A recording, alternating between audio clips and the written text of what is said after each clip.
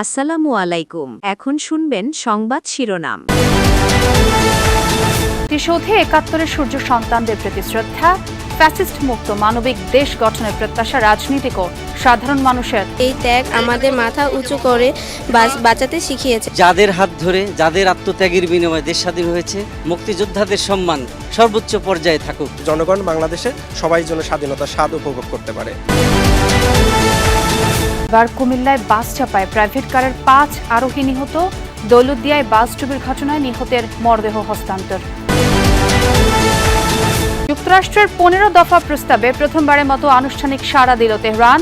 ইসরায়েলের হামলায় ইরানের নৌবাহিনী প্রধান তাংসিরি নিহত। কিছুতেই স্বাভাবিক হচ্ছে না পাম্পে তেল সরবরাহ, যুদ্ধের মধ্যেও হরমুজ প্রণালী দিয়ে চলতে পারবে বাংলাদেশ সহ ৬ দেশের জাহাজ, জানালো ইরান। আসসালামু আলাইকুম। এতক্ষণ শুনছিলেন সংবাদ শিরোনাম, এখন শুনবেন বিস্তারিত। স্বাধীনতা দিবসে শ্রদ্ধা আর ভালোবাসায় জাতির শ্রেষ্ঠ সন্তানদের স্মরণ করছে পুরো দেশ। ভোরের আলো ফোটার সাথে সাথে জাতীয় স্মৃতিসৌধে পুষ্পস্তবক অর্পণের মধ্য দিয়ে শহীদদের প্রতি শ্রদ্ধা জানান রাষ্ট্রপতি মোহাম্মদ শাহাবুদ্দিন ও প্রধানমন্ত্রী তারেক রহমান। বীর সন্তানদের স্মরণ করে খানিকটা নীরবে দাঁড়িয়ে থাকেন তারা। প্রধান বিচারপতি ও মন্ত্রিসভার সদস্যদের পর স্মৃতিসৌধে শ্রদ্ধা নিবেদন করেন বিরোধী দলীয় নেতারা। স্বাধীনতার ৫৫ বছর পেরিয়ে ৫৬ বছরে বাংলাদেশ, যাদের আত্মত্যাগের বিনিময়ে আজকের এই স্বাধীন বাংলাদেশ, সেই বীর সন্তানদের শ্রদ্ধা জানানোর দিন আজ।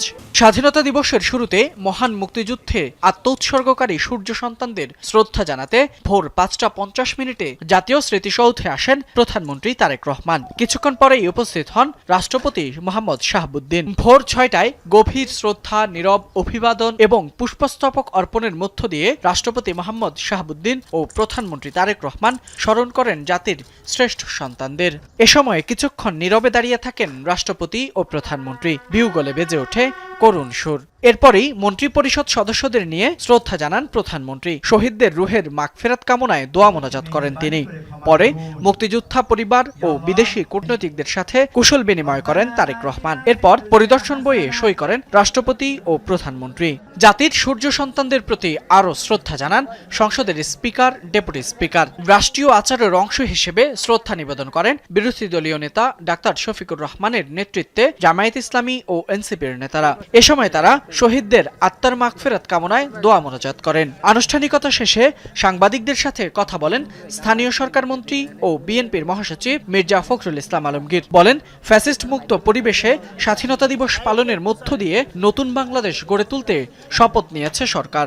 নতুন একটি বাংলাদেশ গড়ার শপথ আমরা সবাই নিয়েছি। আমরা সেই লক্ষ্যে আগামী দিনগুলোতে বাংলাদেশকে সত্যিকার অর্থেই একটা সুখী সমৃদ্ধ বাংলাদেশ গড়ে তুলবার জন্য এ সময় ঐক্যবদ্ধভাবে অহিংস, দুর্নীতিমুক্ত, বৈষম্যহীন মানবিক বাংলাদেশ গড়ে তুলতে সবাইকে নিয়ে কাজ করার প্রত্যয় ব্যক্ত করেন বিরোধী দলের নেতারা। জাতীয় স্মৃতিসৌধ সবার জন্য উন্মুক্ত হওয়ার পর দলে দলে ফুল নিয়ে শ্রদ্ধা জানান সাধারণ মানুষ। বাঙালির হাজার বছরের ইতিহাসের সবচেয়ে বড় অর্জন মহান স্বাধীনতা, যার মধ্য দিয়ে বাংলাদেশ পেয়েছে একটি মানচিত্র, পেয়েছে একটি লাল সবুজের পতাকা। কুমিল্লায় বাস প্রাইভেট কার সংঘর্ষে চালক সহ ৫ জন নিহত হয়েছেন।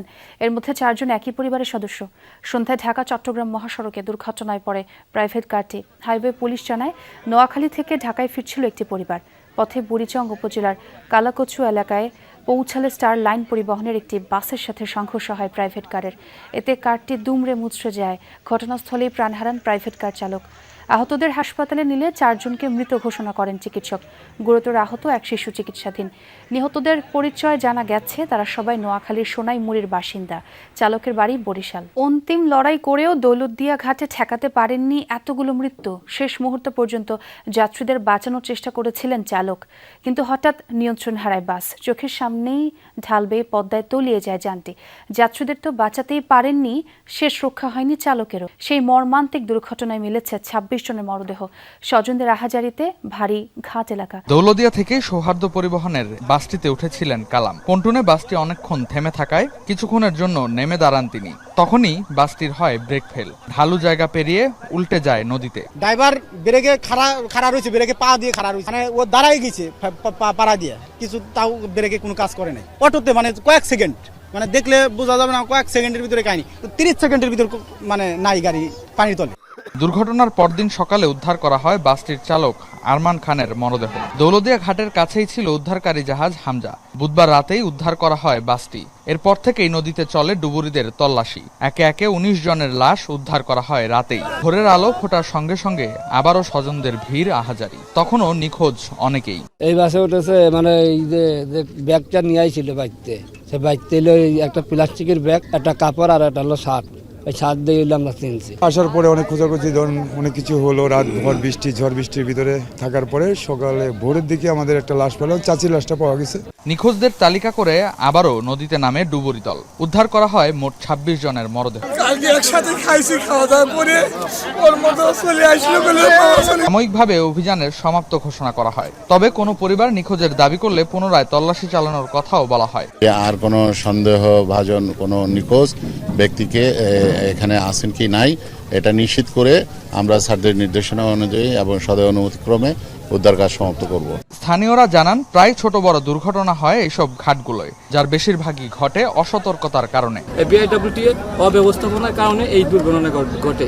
কারণ এই ঘাটটা হচ্ছে মানে ঢালু আবার উঁচু এরকম থাকার কারণে এই দুর্ঘটনা ঘটে। 15 ঘটনা ডুবুরি আসে হলো তার আধা ঘন্টা 15 ঘন্টা পর ডুবুরি আসে। তাছাড়া আমাদের রাজবাড়ি যদি ডুবুরি থাকতো কিছু লোক হলে উদ্ধার করা যাইতো। ঈদযাত্রায় দৌলদিয়ার এই ঘাটগুলো দিয়ে পারাপার হন হাজারো যাত্রী, কিন্তু তাদের নিরাপত্তায় এই ঘাটগুলোতে নেই ন্যূনতম কোনো ব্যবস্থা। তার ফলশ্রুতিতেই ঝরে গেল এতগুলো প্রাণ। স্থানীয়দের দাবি, এই ফেরিঘাটগুলো যেন ঢেলে সাজানো হয় এবং বাড়ানো হয় প্রশাসনের কঠোর নজরদারি। রাজধানীতে তীব্র আকার ধারণ করেছে জ্বালানি তেলের সংকট। আজও বন্ধ দেশের বেশিরভাগ ফিলিং স্টেশন। যে দু একটি পাম্প খোলা, সেখানে লম্বা লাইন। তেল নিতে ঘন্টার পর ঘন্টা অপেক্ষা করেও মিলছে না স্বস্তি। স্বাধীনতা দিবসের ছুটিতে বন্ধ ডিপো কার্যক্রম। এ কারণে পাম্পে তেল সরবরাহ করা হয়নি। পরিস্থিতি বিবেচনায় শুক্র শনিবার বন্ধের দিনে তেল সরবরাহের কথা বলছে ডিপোগুলো। ৪-৫ ঘন্টা পরই মিলবে তেল। রেশনিং পদ্ধতিতে না, নেওয়া যাবে প্রয়োজন অনুযায়ী। সে কারণে ভোর থেকেই ঠায় দাঁড়িয়ে অনেকে।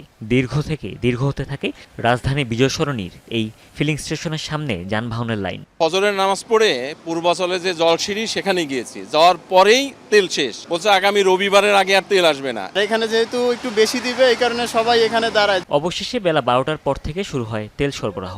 খবর পেয়ে রাজধানীর আশপাশের এলাকা থেকেও এসেছেন অনেকে। তেল পেলাম, ঈদের মতো আনন্দ লাগতেছে ভাইয়া। সরকারি ছুটির দিন হওয়ায় ডিপো থেকে পাম্পগুলোতে তেল সরবরাহ হয়নি, তাই বন্ধ বেশিরভাগ পাম্প। দু একটি ফিলিং স্টেশন বেলা বাড়ার সাথে খুললেও ঘন্টাখানেকের বেশি চালাতে পারেনি। 300 টাকা ফিক্স করে দিচ্ছে, এখন আমাদের বলার কোনো অপশন নাই। তেলের দরকার এখানে সকাল থেকে সন্ধ্যা পর্যন্ত ২৭,০০০-২৮,০০০ লিটারের, আমার তেল দেন ৯,০০০ লিটার। এদিকে সরকার বলছে দেশে জ্বালানি তেলের সংকট নেই, কিন্তু পাম্পে গেলেই ভিন্ন চিত্র। তাহলে বাস্তবতা আসলে কোনটি? চালক বাইকারদের সংখ্যা এমন পরিস্থিতির সুযোগে কৃত্রিম সংকট তৈরি করছে অসাধু পাম্প মালিক। মন্ত্রী তো বলছে যে তেলের সংকট নাই, তাহলে তো দেশে সংকট নাই, তাহলে এরা নিশ্চয় কোনো সিঙ্গিটেকের মাধ্যমে তেলের আছে, না হলে মন্ত্রী মিথ্যা কথা বলছে।